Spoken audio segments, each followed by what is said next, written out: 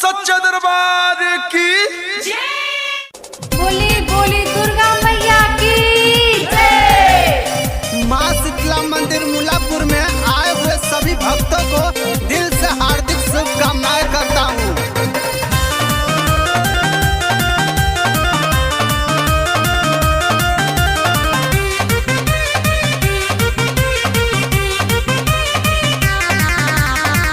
माई के हो गईला मनवा सजनमा घरमा नाय बका हो। माई के हो गईला मनवा सजनमा घरमा